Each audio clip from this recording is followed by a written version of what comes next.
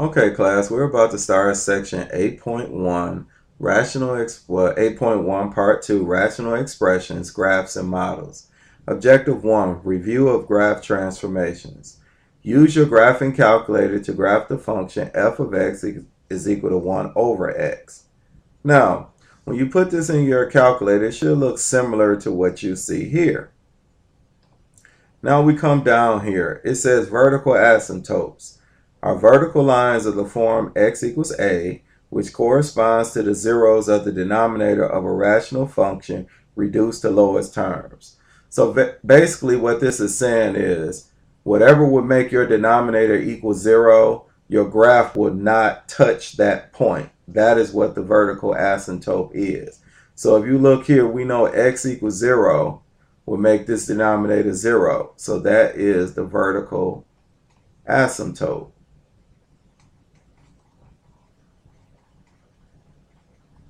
And if you look here, you notice that these graphs do not touch where x equals 0. So now, we come down here to our next problem. It says functions of the form f of x is equal to 1 over x plus or minus k. Now, we're given a graph of f of x is equal to 1 over x, which we know here would be this black line, because you can look right back at your calculator, and the black line is what looks most like what you have on your calculator. So we know that that's 1 over x, so we could put that here. And we know our vertical asymptote is x equals 0. So we already know that for the black lines. Now we have 1 over x minus 3 and 1 over x plus 2. Now they want us to label each graph, explain how the values of k affects the graphs.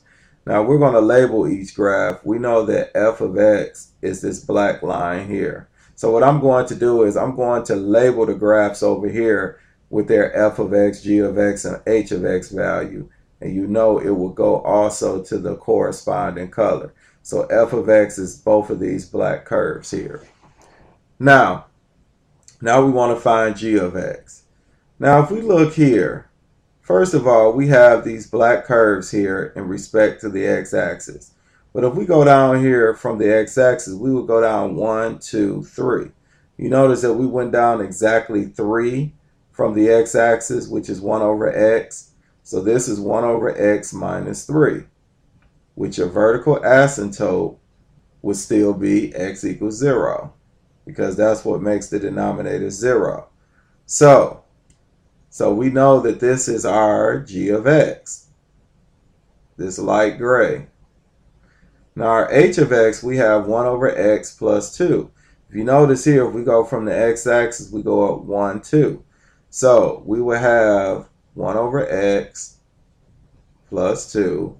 Our vertical asymptote would still be x equals 0. And we know with the dark gray line, that is our h of x. Now it says label each graph. We did that. It says explain how the value of k affects the graphs. And then when k is positive, we know that the graph shifts. It shifts the graph up. When k is negative, we know that the graph shifts down, which we saw here. Okay, now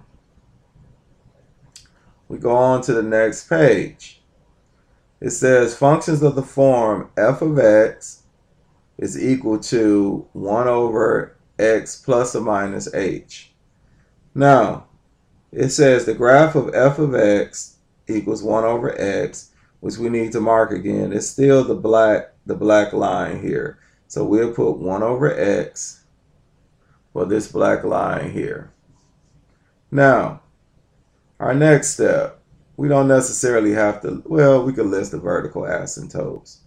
So we'll put vertical asymptote is x equals 0. Okay, that'll take over to 1 over x.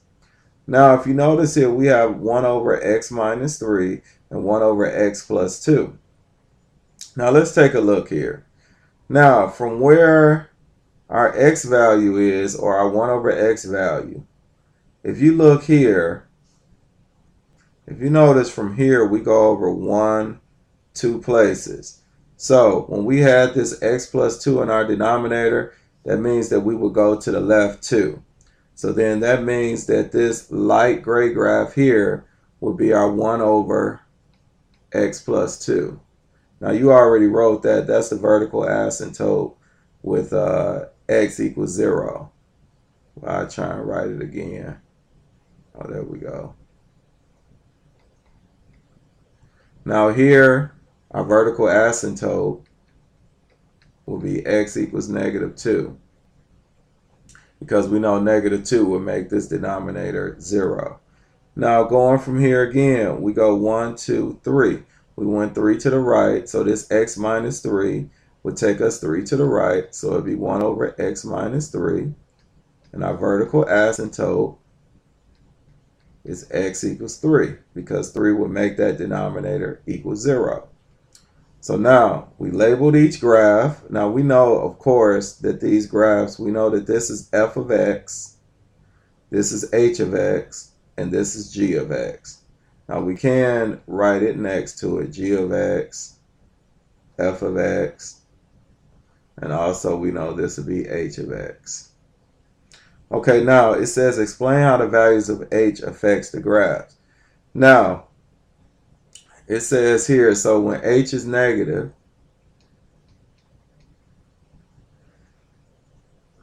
which it is in actually 1 over x plus 2, it goes to the left. And then when h is positive, which is our 1 over x minus 3, we know that it goes to the right. And this is where it shifts the graph.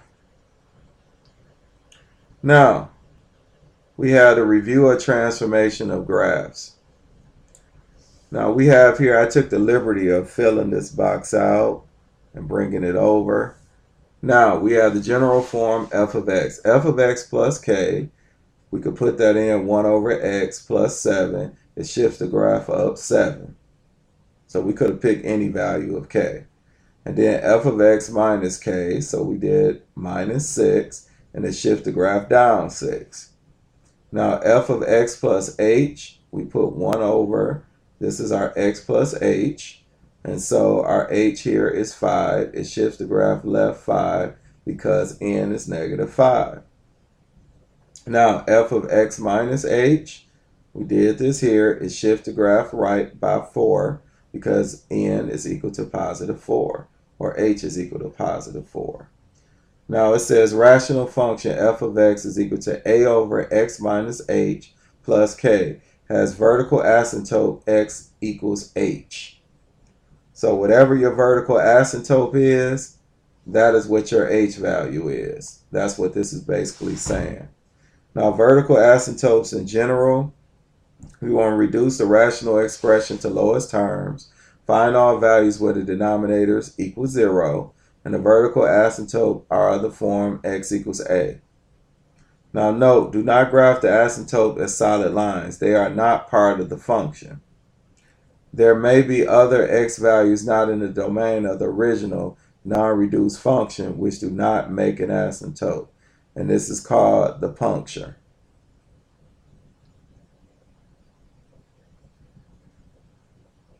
Now we go here to the next page. We want to go to example 1. It says find the vertical asymptote of the following functions. And they also want us to sketch the graph.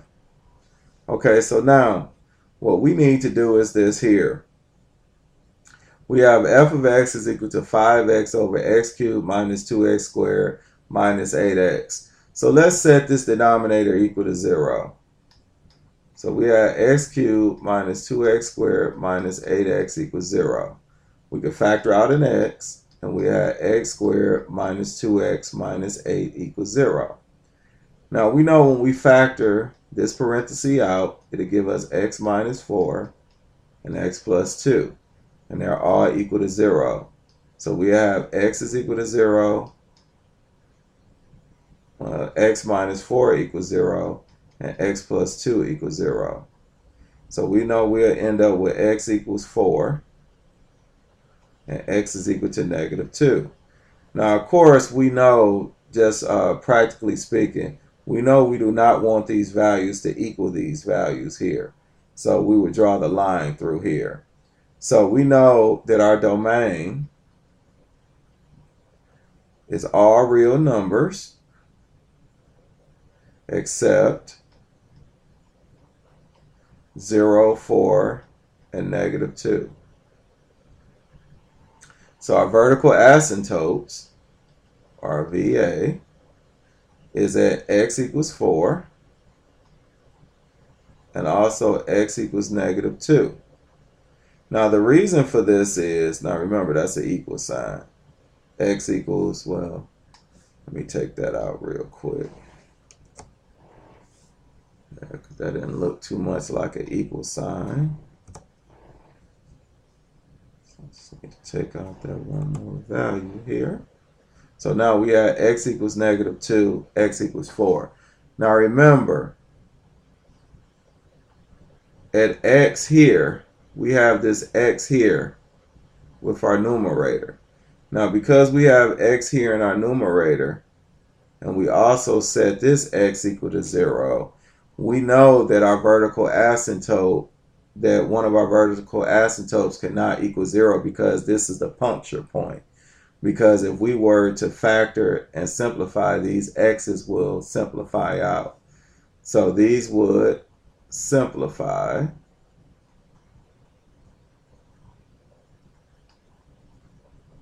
That's why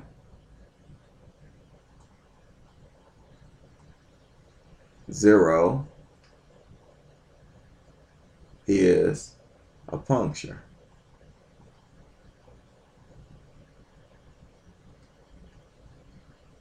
So it would simplify, that's why 0 is a puncture. So now we have our vertical asymptote, we have our domain. Now we could do a quick graph. Now this is a quick sketch of the graph for this problem here. You notice that we drew these dotted lines here for negative 2 and also positive 4, and we did graph it. And if you notice, we put a circle here at our puncture point. Okay, now we go here. Now you could also test these graphs by looking at it in your calculator as well. Now for g of x, we set this denominator equal to 0. X squared plus 3x minus 4. Now when we write this in factored form, well, we have to set that equal to 0. It will give us x plus 4 times x minus 1 equals 0. Now we'll set both of these equal to 0. And we know x will be negative 4 and x will be 1. And we know that they're not equal to that. So now we have our domain. I should have put domain.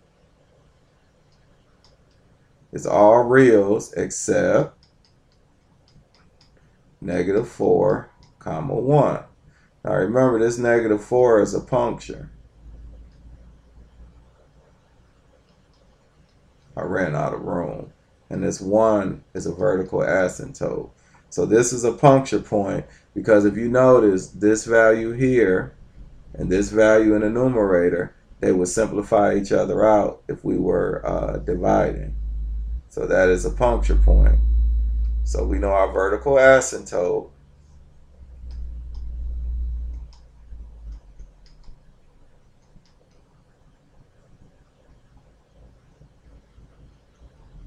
is x equals 1. Now we could take a look at the sketch. You could put this in your calculator. And we could put it in here. And if you notice, we drew this dotted line at x equals 1. And we have our puncture point here, which was at negative 4. Now listen, when you write the vertical asymptote, you must write the equal sign. You do not draw a line through the equal sign when you're writing the asymptote.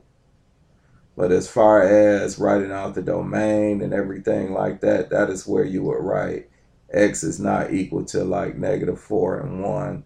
and then you will write out your domain, which we did here.